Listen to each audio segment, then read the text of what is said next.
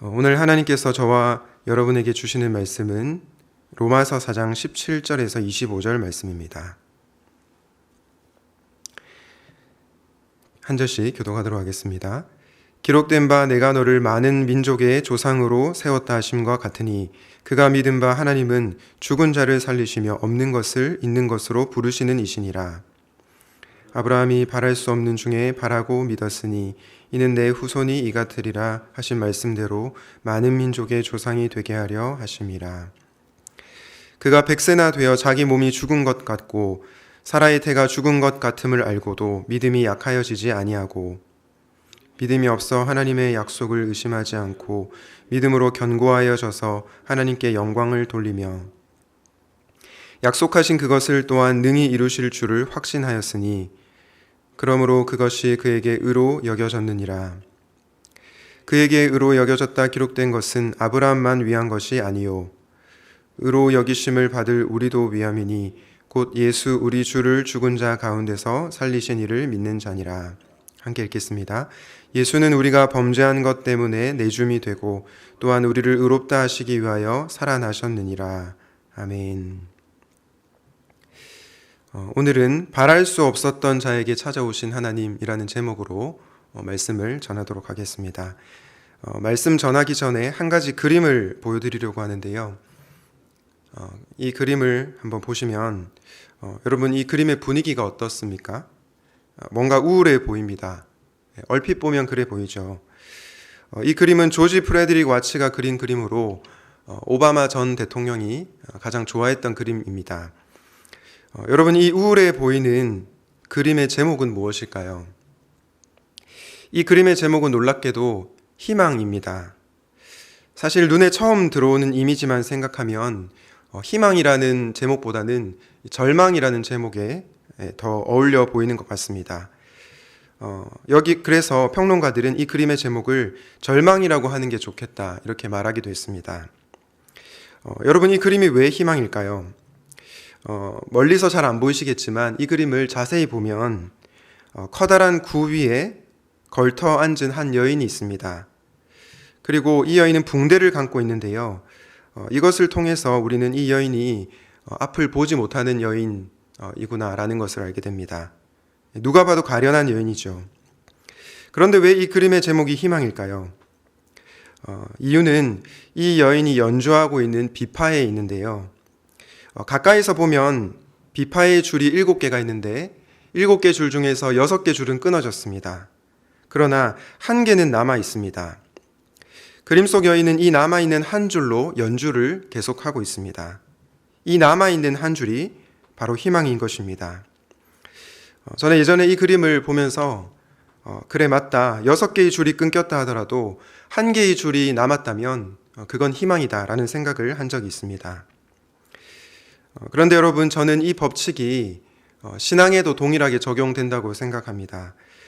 여러분 우리가 인생을 살다 보면 참 어려운 일들을 많이 만나게 됩니다. 오래 기다려도 뭔가 기도의 제목이 응답이 되지 않은 것 같고 또 여러 가지 참 쉽지 않은 일들이 우리 삶에 생기기도 합니다. 이런 상황을 마주하다 보면 사람들은 되게 절망하게 되고 낙심을 하게 되는 것 같습니다. 아무리 희망을 가지려고 해도 희망을 가지는 것이 쉽지가 않은 것이죠.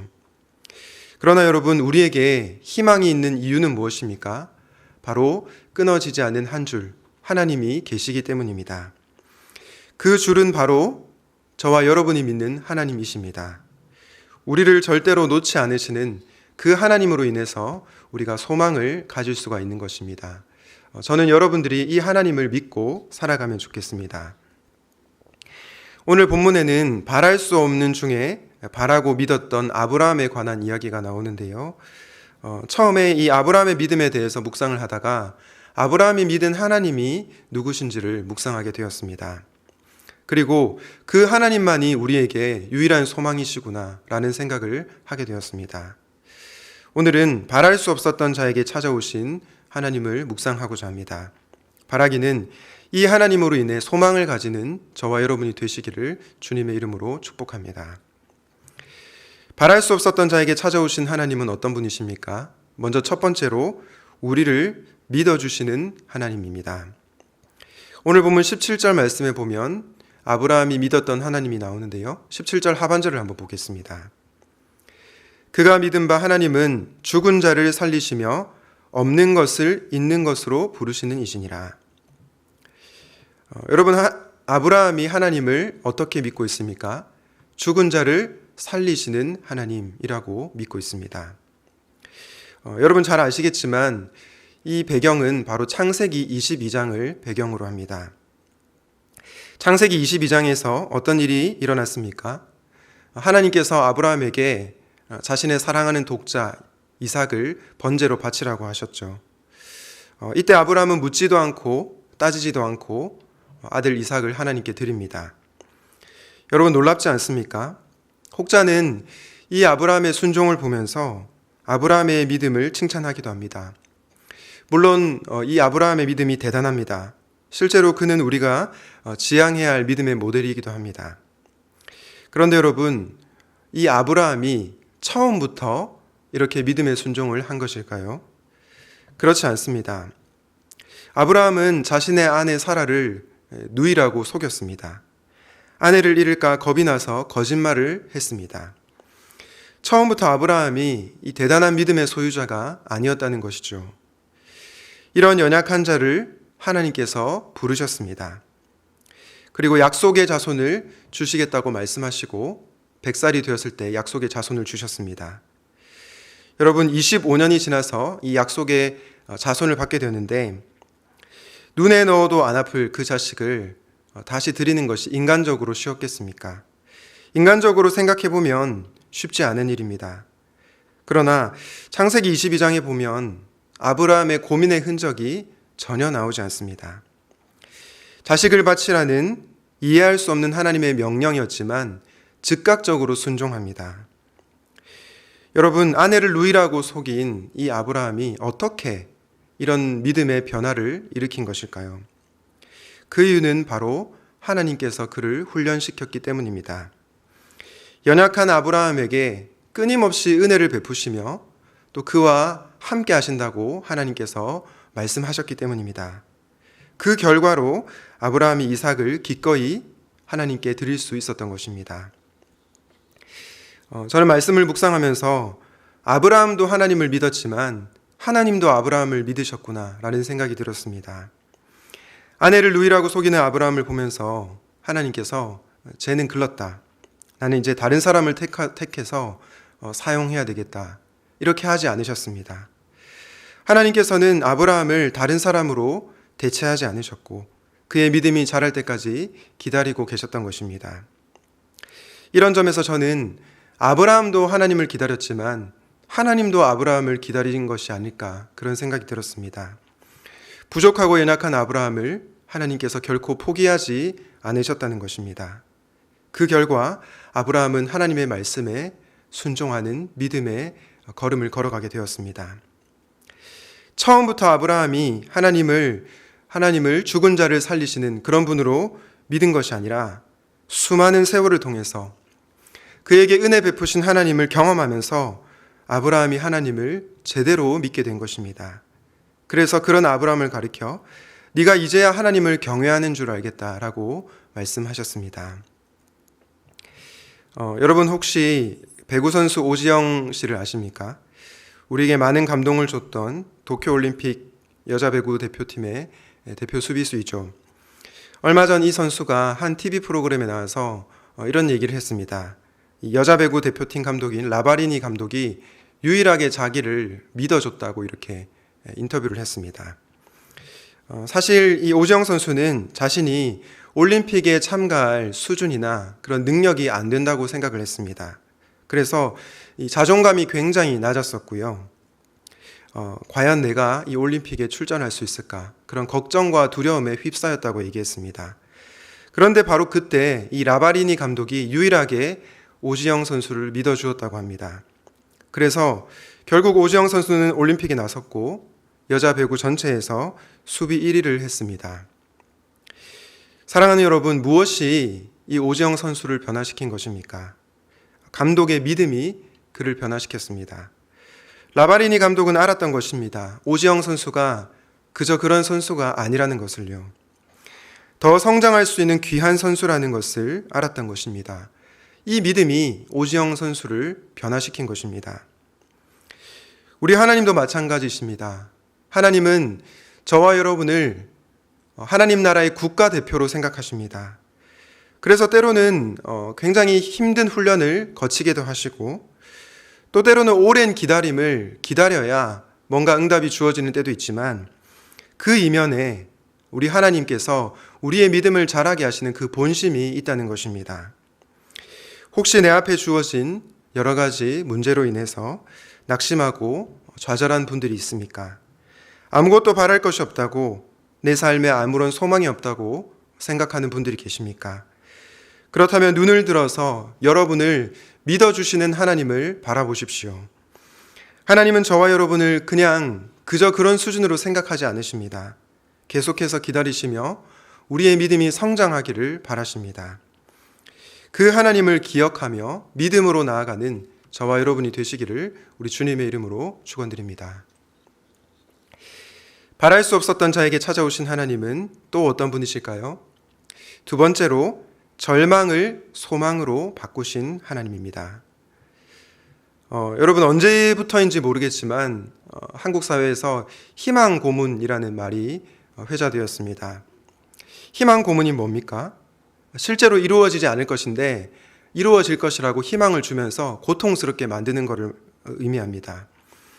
사실 너무나 많은 사람들이 희망 고문을 잘 알면서도 희망을 놓지 않는 이유가 무엇입니까?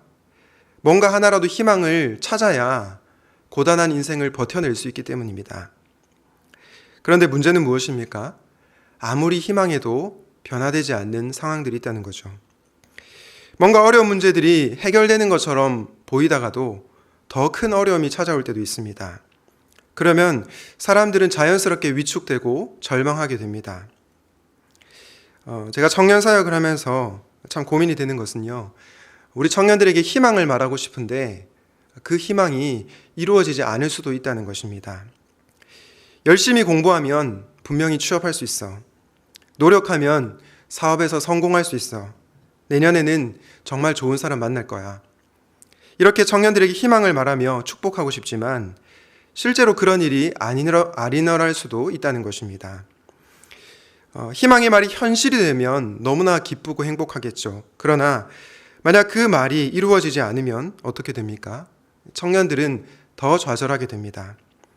그래서 이 희망의 말을 하는 것이 상당히 조심스럽습니다. 그 말들이 오히려 희망 고문이 될 수 있기 때문입니다. 그런데 여러분, 이 세상이 말하는 희망과 우리 하나님이 주시는 희망은 차원이 다릅니다. 왜냐? 이 세상이 말하는 희망은 이루어질 수도 있고 안 이루어질 수도 있지만 하나님의 약속은요, 반드시 이루어지기 때문입니다. 그래서 하나님이 주시는 희망은 희망 고문이 아니라 진짜 희망입니다. 로마서 4장 19절에서 21절 말씀을 다시 한번 보겠습니다. 그가 백세나 되어 자기 몸이 죽은 것 같고 사라의 태가 죽은 것 같음을 알고도 믿음이 약하여지지 아니하고 믿음이 없어 하나님의 약속을 의심하지 않고 믿음으로 견고하여져서 하나님께 영광을 돌리며 약속하신 그것을 또한 능히 이루실 줄을 확신하였으니. 여러분, 아브라함이 100세가 되어서 자기 몸이 죽은 것 같고 사라의 태가 죽은 것 같음을 알고서도 믿음이 약하여지지 않은 이유가 무엇입니까? 바로 하나님의 약속 때문이었습니다. 하나님께서 약속을 지키시는 신실하신 분이라는 것을 믿었기 때문입니다. 주 안에서 사랑하는 여러분, 우리가 믿는 하나님은 어떤 분이십니까? 하나님은 희망 고문을 하시는 분이 아니십니다. 그분은 반드시 약속을 지키십니다. 그래서 하나님은 우리의 참 소망이 되십니다. 아브라함이 100세가 되어서 이삭을 받았을 때 그의 마음이 어땠을까요? 온몸에 전율이 흘렀을 것입니다. 하나님 정말 약속을 지키시는 분이시구나. 하나님은 정말로 하나님의 말씀은 허언이 아니구나. 이런 것을 분명하게 깨달았을 것입니다. 저는 여러분들이 약속을 지키시는 이 하나님을 신뢰하며 살아가면 좋겠습니다. 그런데 여러분, 저는 여러분들이 희망을 가지기 전에 먼저 절망을 해보는 경험을 해보면 좋겠습니다. 이렇게 말씀드리면 아니 목사님 희망을 가져야지 왜 절망을 해봐야 하나요? 이런 반문을 하는 분들이 있을지 모르겠습니다. 이것에 대해서 좀 설명을 드리고 싶은데요. 여러분, 사람들은 왜 절망할까요? 그 이유는 내 힘으로 되지 않는 문제를 만나기 때문입니다. 생각해 보십시오. 만약에 내가 가진 돈이나 지식이나 힘으로 내가 겪는 어려움이나 문제를 해결할 수 있다면 사람들은 절망하지 않을 것입니다. 그러나 내 힘으로 안 되기 때문에 절망하게 되는 것입니다. 그리고 역설적으로 그때서야 비로소 희망을 찾습니다. 바로 하나님이시죠. 그렇기 때문에 우리에게 희망을 가지기 전에 절망을 해보는 경험이 필요하다는 것입니다. 사역을 하다 보면 제 힘으로 해결할 수 없는 그런 문제들을 만날 때가 있습니다. 저희 지식과 경험으로는 도무지 해결할 수 없는 그런 문제가 주어질 때가 있습니다. 그럴 때는 하나님께 매달릴 수밖에 없습니다. 오직 우리 하나님께만 소망을 두게 되는 것입니다. 청파동에서 3일교회를 섬기시는 송태근 목사님을 혹시 아십니까? 이분이 예전에 목회자 세미나 때 후배 목회자들에게 이런 말씀을 한 적이 있습니다. 여러분이 문제를 해결하지 말고 하나님 앞에서 문제를 해결받는 경험을 해보세요. 저는 그때 그 말이 참 와닿았습니다. 사랑하는 샘물 성도 여러분, 우리가 지향해야 할 삶은 어떤 삶입니까? 내가 문제를 해결하는 삶이 아니라 하나님 앞에서 문제를 해결받는 삶입니다. 내가 문제를 해결하는 인생이 아니라 하나님 앞에서 내 문제를 해결받는 인생이라는 것입니다. 아브라함에게 자식이 생기는 문제는 그의 힘으로는 도무지 해결할 수 없는 문제였습니다. 내 힘으로 안 되는 문제였죠. 그런데 하나님께서 어떤 일을 행하셨습니까? 자식을 주셨습니다. 절망을 소망으로 바꾸신 것입니다. 아브라함은 이 경험을 하면서 오직 이 문제는 하나님만이 해결하실 수 있구나. 그런 깨달음이 분명히 있었을 것입니다. 사랑하는 여러분, 누구나 종류는 다르지만 절망하고 낙심되는 상황이 있을 줄로 압니다. 그럴 때 우리가 기억해야 할 사실은 무엇입니까? 오직 하나님만이 우리의 절망을 소망으로 바꾸실 수 있는 유일한 분이시라는 것입니다. 그래서 내가 내 문제를 스스로 해결하지 않고 하나님 앞에서 문제를 해결받는 경험을 해봐야 한다는 것입니다. 하나님께서는 우리 힘으로 해결할 수 없는 문제를 그분께로 가져오라고 말씀하십니다. 내게로 나와라. 내가 너의 문제를 해결해 주겠다. 바라기는 우리의 참 소망이신 하나님 앞으로 나와 하나님 앞에서 문제를 해결받는 저와 여러분이 되시기를 우리 주님의 이름으로 축원드립니다.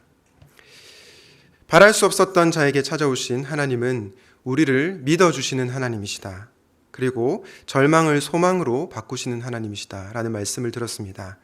마지막으로 바랄 수 없었던 자에게 찾아오신 하나님은 어떤 분이십니까?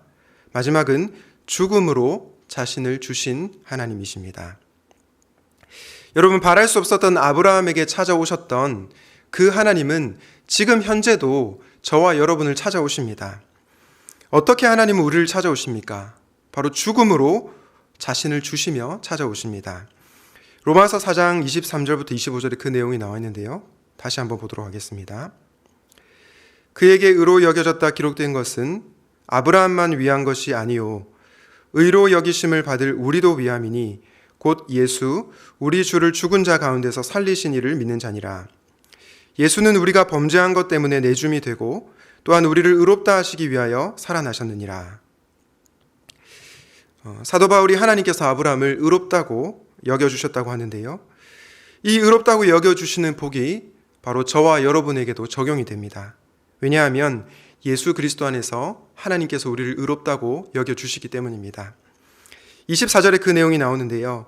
아브라함만 위한 것이 아니라 의로 여기심을 받을 우리를 위함이라 라고 말씀하고 있습니다. 그리고 이어서 25절에 보니까 예수는 우리가 범죄한 것 때문에 내줌이 되고 라고 얘기합니다. 여러분이 하나님의 내줌, 하나님의 내어주심은 어떤 내줌입니까? 억지의 내줌, 마지못해 하는 내줌이 아닙니다. 자발적으로 아들을 내어주신 내줌입니다. 왜 그렇습니까? 바로 범죄한 우리를 살리기 위해서입니다. 이 개념이 이사야 53장 6절이 잘 나오는데요. 이사야 53장 6절을 보도록 하겠습니다. 우리는 다 양 같아서 그릇 행하여 각기 제 길로 갔거늘 여호와께서는 우리 모두의 죄악을 그에게 담당시키셨도다. 여기서 담당시키셨다는 표현이 바로 내어주셨다는 의미와 같습니다. 하나님께서 어리석고 자기중심적인 저와 여러분의 모든 죄악을 예수님께 담당시킨 것입니다. 이게 바로 내어주셨다는 의미입니다. 그래서 우리는 어떻게 되었습니까? 영원한 생명을 경험하게 되었습니다. 예수 부활이 나의 부활이 되었습니다. 이 사실을 아는 자들은 우리 하나님의 놀라운 은혜와 사랑을 찬양하며 살아가게 될 것입니다. 바라기는 여러분들이 이 복음의 기쁨을 날마다 마음 깊이 새기면서 살아갈 수 있으면 좋겠습니다. 사랑하는 여러분, 바랄 수 없었던 아브라함에게 찾아오신 하나님은 지금도 우리를 찾아오십니다. 그런데 어떻게 찾아오십니까? 그분은 죽음으로 자신을 주시며 찾아오십니다. 여러분은 이 세상의 다른 거짓 신들과 우리가 믿는 예수님의 결정적 차이가 무엇이라고 생각하십니까?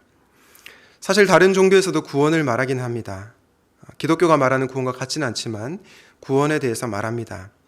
그러나 이 기독교가 말하는 구원은 정말로 독특합니다. 왜 그렇습니까? 그 어떤 신도 인간을 위해서 인간이 된 신은 없기 때문입니다. 그 어떤 신도 인간을 위해서 죽는 신은 없기 때문입니다. 그런데 저와 여러분이 믿는 예수님은 어떤 분이십니까? 우리의 고통 속으로 친히 들어오신 분이십니다. 아니, 죽음으로 자신을 주시는 하나님이십니다. 그리고 그 죽으심으로 말미암아 우리를 살리시는 분이십니다. 저는 여러분들이 이 주님을 기억하면 좋겠습니다. 죽음으로 자신을 주신 하나님으로 말미암아 부활의 생명력을 경험하고 사시기를 우리 주님의 이름으로 축복합니다. 말씀을 정리하겠습니다. 바랄 수 없었던 자에게 찾아오신 하나님은 어떤 분이셨습니까? 먼저 그분은 저와 여러분을 믿어주시는 하나님이십니다. 이 믿어주시는 하나님으로 말미암아 우리는 믿음의 반응을 하게 됩니다. 둘째로 하나님은 절망을 소망으로 바꾸시는 하나님이십니다. 내 힘으로 안 될 때 우리 하나님께 도움을 요청합시다. 절망을 소망으로 바꾸시는 약속의 하나님을 신뢰합시다. 내가 문제를 해결하는 것이 아니라 하나님 앞에서 문제를 해결받는 경험을 꼭 해보시면 좋겠습니다. 마지막으로 그분은 죽음으로 자신을 주시는 하나님이십니다. 그 어떤 신도 인간을 위해서 죽는 신은 없지만 우리 예수님은 죽음으로 자신을 주셨습니다. 그리고 우리에게 영원한 생명을 주시며 우리로 하여금 부활의 능력을 경험하게 하십니다. 그분과 연합하여 생명력 넘치는 삶을 살아가시기를 바랍니다. 여러분, 제가 처음 보여드린 희망이라는 그림을 기억하시죠?